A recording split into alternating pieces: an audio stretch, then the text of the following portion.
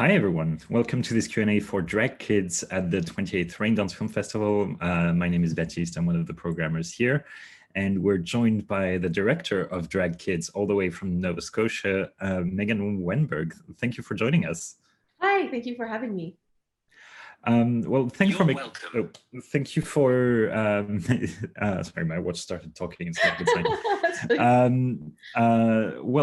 Thank you for making this really wonderful, joyous, flamboyant film. It's really just a delight to watch. How did that project come about? How did this idea fall into your lap?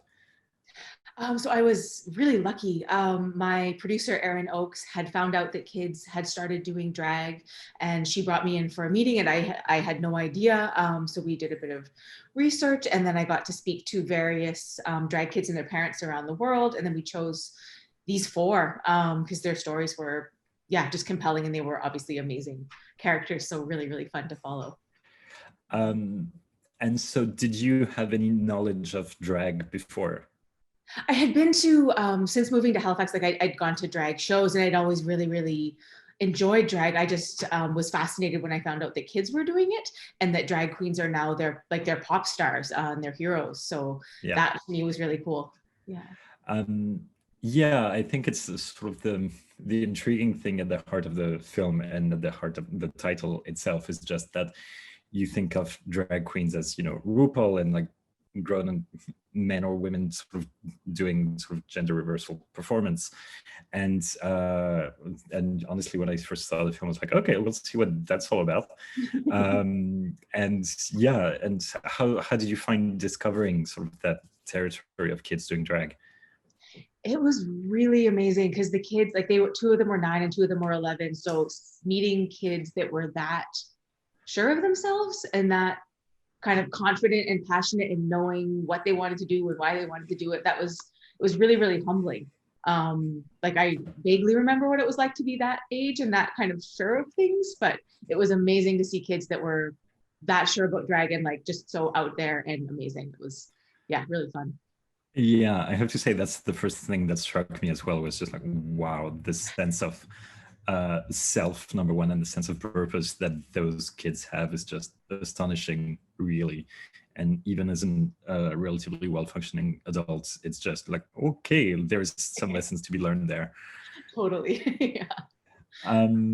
And so how did you have to do much convincing to the parents, I suppose, in the first instance, and the kids, in terms of saying, hey, we think you guys are absolutely fabulous and we would like to document what you're doing? Did you encounter any resistance? No, they were really excited about it because for the most part, the kids, Jason's obviously a bit shyer, but the others are all so out there that they were already like documenting themselves and doing Instagram, and like the idea of being in a larger film was exciting to them because they're born performers, and their parents were all really supportive of what the kids wanted to do, but also just supportive of the idea of like getting it out there that there are kids that do drag and love drag and wanting to share that form of artistic expression, so that other kids can see that when they may not be in as supportive an environment. Yeah. Well, you mentioned the supportive environment that those kids are in. I think what's also really, really moving to me as well in the film is just the fact that those parents are so incredibly supportive and enthusiastic, and absolutely, and you see it all throughout, but especially at the end around the contest, when they're just so freaking proud of their kids for powering through this way. How was that, just being like a first-hand witness to that? That was really, that was one of the most kind of heartwarming parts of the whole experience for me. Like I was crying, I think at the end, like the Vogue Ball especially, because we can't control what's going to happen in any of it. But then when Precious invited like first Greg and Vicky like up on the stage to say like it takes parents like these to make amazing humans, like that to me really kind of summed up their journey, which was amazing. And they were really touched, and I think out of it too, because like they've been trying to wrangle kids for so many days, everyone was tired. Yeah. And so I mean, technically, were there any challenges sort of throughout the production in terms of either the logistics or just in terms of the content. Sometimes it, you know, those kids are sort of, it's something that's really major in their life doing this. And so were there any challenges with respect to that? Yeah, I mean, trying to trying to follow four really big, wild personalities at the same time was crazy for like the 5 days that we had them all in Montreal. That was a lot, but it was also amazing because it was their first time meeting, and so getting to kind of ride their energy a little bit and how excited they were and how serious they were about like wanting to do a good job and wanting to perform well together. That really kind of carried us all through. And there were, I mean, there were a couple meltdowns because they're kids, but they also, it was amazing how well they rebounded and how adult they were about that, like really gracious. Yeah. And so yeah, in terms of like you yourself, what did you take away just from the experience of making that film? Because obviously you're here documenting and you have to be somewhat sort of neutral and just making sure that everyone feels okay being on camera, etc. But when you take a step back and look back on the experience, what's the biggest takeaways for you? I think the biggest takeaway was really the importance of being true to yourself and how you want to express yourself. And the biggest thing to me that it seemed like that helps that is finding community. So these kids, yeah, it really to me ended up being a film about the importance of self-expression and finding a supportive community. And so in terms of your, so you've moved on now obviously to subsequent projects, and sort of, are they still sort of on your shoulder saying, you know, like be true to yourself and keep doing what you're doing? Yeah, I think making this film was definitely a turning point for me in my career. Like it's the biggest film. It's the longest film that I've made, but certainly the one that's also done the best in terms of like it's at Raindance, which is so exciting, and it's been to a bunch of other festivals. So that was a kind of turning point in thinking that like, okay, I think I actually can do this, and I'm maybe doing something right, and I want to keep pushing and keep learning, and getting to keep meeting amazing people like the drag kids through this. Yeah. And okay, so in terms of what you'd done before, you're saying that was a sort of step up in terms of the scope of it. And so what, did you have any trepidations about like, oh my God, this is a big project, this is a unique project? How did you have trepidations about that at the beginning? I think so. At the beginning, we started out, we were just making it a TV hour. So what was commissioned initially was just an hour for CBC television. And it was only in the process of making it and getting all the kids together and seeing like what happened in Montreal that we realized, oh no, this is a feature film that would be great for festivals. And we still did the TV hour, of course, but so I didn't have that pressure from the start. It was like a process of discovery that then kept opening up and thinking like, no, the life of this thing should actually be a lot bigger than we initially thought. Which was nice because it took off some of the initial pressure. Yeah. And so in terms of the, I don't know, in terms of those kids who are, you know, as we've said, sort of very purposeful and have a really strong sense of self, and those things also, what I found really interesting was that obviously they're a bit young to sort of have an idea of sort of sexual identity or orientation, and but they're still very much doing drag, and it's still the exact same form of expression that you see gay men doing in gay bars when bars are open, which is not the case in the UK at the moment. But what I found really interesting in the movie is that it kind of dissociates the sort of sexual orientation aspect, which perhaps for some people might be a way of being dismissive towards drag. And this is literally just about the joy of it. You know, like drag's really, there's a lot about, obviously there's varying, you know, there's a wide range of what drag is, but in terms of what you imagine it being, sort of communicating joy and the performance of it, and just, you know, reveling in the performance of this. I think that the fact that they're kids puts this front and center. It's actually about joy. And so, and I think that comes through in the film as well, just the fact that, you know, it's a very joyful film about very joyful people. And so in terms of that dissociation between sort of sexual identity and or orientation and drag, what, like, obviously parents are concerned sort of about the prejudice that their kids can face. Did you have sort of any sort of insight into how the parents deal with that, sort of what they've got in their head, sort of about what might be coming further down their kids' journey? I think, so that's interesting. Like, that's definitely something that we didn't want to get into, just where the kids are so young and making up a decision about who they eventually might want to date. Just seemed not really part of it for any of them yet.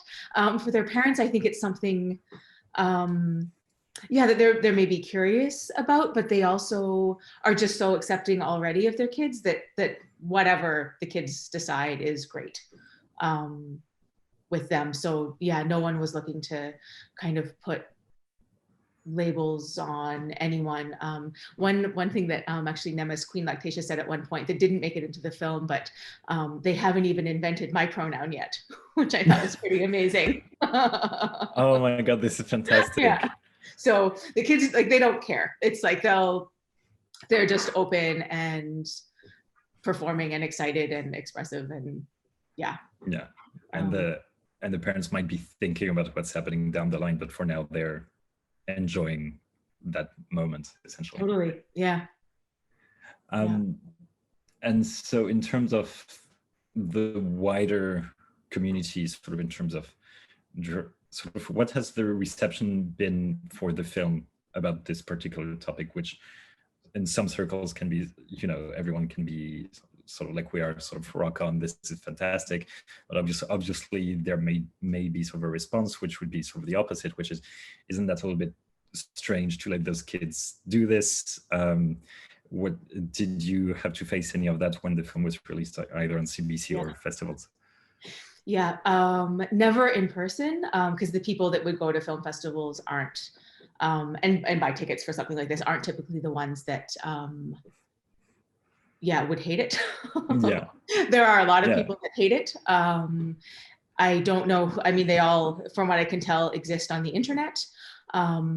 And they have a lot of time on their hands around 2-3 a.m. and they write a lot of like nasty things. We ignore that. And I mean, they've protested it. They've said a lot of crap. Yeah.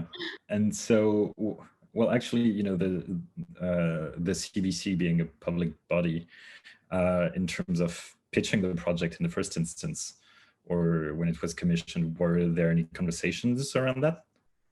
Not initially. I think they maybe regretted that afterwards, because then when it was broadcast, or once the broadcast on CBC was announced, a kind of alt-right group found out about it, and they scheduled a protest. So they had a bunch of pickets made and they stamped around outside the CBC headquarters in Toronto. Went for a nice walk, I guess. Yeah. Well, good for them, I suppose. Yeah. Stay in shape. Yeah. Okay, well, that's kind of heartening to see that if the only commitment that they've got against the film is that they would tweet at 3 a.m. Honestly, I think it's probably a good sign for where Canada is at the moment. Yeah. Yeah, and actually most of those were coming out of the States. It wasn't typically Canadian accounts. It went in the States, and it was a bunch of Americans that got really mad about it because they saw a boy in a dress and their little minds exploded. Well, the US is another topic, but it's very topical, so let's not go there for now. No. So yeah, and that actually brings us to one of the audience questions, which is, were you not afraid of tackling such a delicate and potentially controversial subject matter? So the only thing I was concerned about is really the kids, because they are kids, and I wanted to make sure that I handled their stories respectfully and portrayed them accurately. But in terms of what some trolls might or might not say, I could care less. But it was the kids' stories. I wanted to do right by that. So for you as a storyteller, essentially your responsibility is do you feel your responsibility is toward the subject? Absolutely. Only? Yeah. And so in terms had you sort of dealt with such sort of potentially thorny topics before? No, I'm trying to think. No, and never in a documentary, like so in some short films, but at that point it's actors and it's writing, so it's not really the same thing. This is Yeah. actual people's lives, and we wanted to make sure that the kids were okay. Yeah. Yeah, fiction as a whole, and Yeah. it's entirely different conversation. So someone else in the audience is asking, how did you find the kids and the parents? So we found them. There's a blogger in New York called Miss Candy Blog, and she on Instagram, a bunch of drag kids were following her, and she was aware of a bunch of them. So she ended up giving us a whole lot of names to kind of go through and make some calls and narrow it down. So she was really helpful. Well, I think Miss Candy Blog is a perfect name for a drag blog. Yeah. Did you get commissioned for the idea, or did you find a story and pitch it? It was pitched.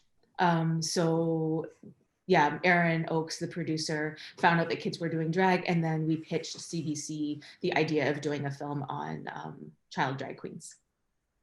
Okay. Yeah. And so that, and as we've established, that went relatively swimmingly from then Yes. on. Yeah. And so yeah, so I mean, there's a lot to unpack in there, but which personally was there sort of one of the kids that you were particularly drawn to? That's interesting. Really, I was drawn to all of them for different reasons. And what was nice, before they all got together, I got to meet them all individually. And there were things about, yeah, I mean, they're all so unique and wonderful. So at that point, I just fell for all of them, really, one after another. And how did the dynamic change when they all met in Montreal at the end? Not just obviously for themselves, it's like, it's party time, but for you in the filmmaking process, how did the dynamic change? Oh, that's interesting. It was just a lot more hectic, because at that point we were no longer just dealing with one kid and their parent or parents. It was dealing with 4 kids that were then maybe really wanting to just hang out with one of the other ones, or vying for the attention of another one, or like, it was just, they then became focused on themselves a lot less than like whatever we were up to as a film crew. And did you feel, so when you were filming them, did you feel at any point that those kids, I mean, obviously self-consciousness is not the first term that comes into mind when you're referring to those kids, Right. but when you were filming them or anything, was there any moments of like, you could sense it might have been best if you'd not been there, or if there's like, there were moments where they got self-conscious about being filmed? I think the two main moments that immediately come to mind for me are when Bracken caught Stefan going through her makeup. That I think was really challenging, and she handled it with incredible poise and grace. But I know afterwards, I think she felt a bit just really hurt that he'd gone through her stuff without asking her. So I think she would probably rather that we hadn't captured that moment. And probably same with Stefan, actually, because he was very embarrassed and felt very sorry afterwards. And same like when he lost to Nemes during their walk at the Vogue Ball. That really, really bothered him, and he had a very strong reaction. But then like 15, 20 minutes later, he was fine again. But I think, yeah, just a bit of like, it was a rough moment for him. Yeah. And so did you, I mean, that's also part of the deal when making a documentary, that if those moments happen, they're also part of the story. So did you, you capture everything, and that's part of the deal. But did you pre-warn either the kids or the parents about that some stuff may end up in the film, such as this, that it's like warts and all, it's like there's going to be everything in the film? Yeah, that they knew certainly beforehand, but also we showed them all the final version before it ever went to any festivals or broadcast or anything like that. So at that point they could all see it and know what was in it. And then had there been any major issues, that's something that we could have talked about at that time.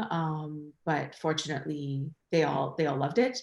So that was really, really, yeah, that was great. I mean, that means the most when the people who are in the film actually also Oh, like yeah. it. Yeah, well, I was going to ask, because now it's those people's sort of individual lives that are showcased all, you know, clearly on public television in Canada and all around the world in festivals. Yeah. How obviously you said at the beginning that they were quite excited about being filmed because they're performers, but then when you see the end result, it's, you know, it can sometimes, it could be careful what you wish for. So you're saying their reactions at the end were positive? Yeah. Yeah. And they all actually came. So it premiered at Hot Docs in April the year before, Yeah. not in COVID. And they Simpler all came, times. which was incredible. Yeah, back when we could all go to movie theaters and watch films together. It was nice. Yeah. Well, that's really lovely. And so do you kind of stay in touch, or do you have a way of following what those kids are up to now? All their parents post on social media a fair bit, and the kids also have Instagram accounts. So I'm able to kind of see a little bit of what they're up to that way. And then we've gotten to do a few like podcasts and other interviews and stuff since. But yeah, they're a really interesting group, and I'm really curious to see what they all do in the future. Yeah, well, I think they're shooing for a drag race in a few years' time. Yes. Yeah. Yeah, quadruple winners. So just a reminder to the audience that if you have any questions, feel free to drop them in the chat box. But yeah, we're briefly, before we went live, we're briefly talking about your next project. Can you tease a little bit about that? Sure. So right after Drag Kids, I made a film about a vigilante murder in Cape Breton, which is part of Nova Scotia.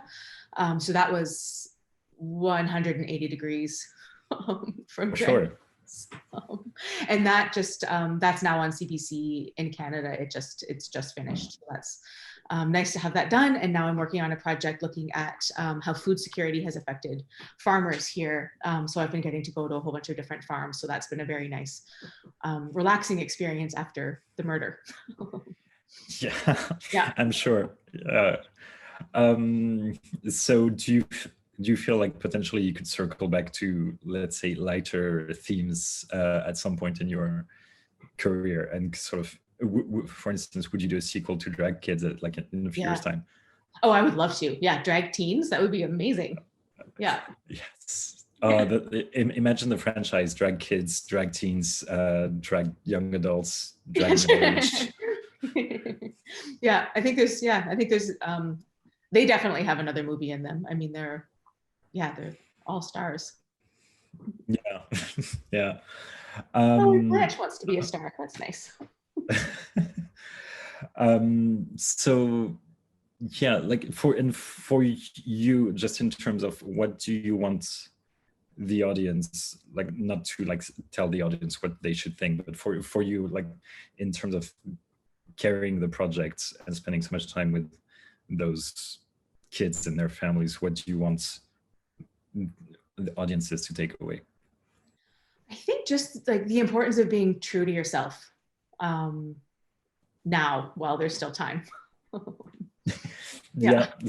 You've done hopeful and bleak at the same time, so that's quite a feat.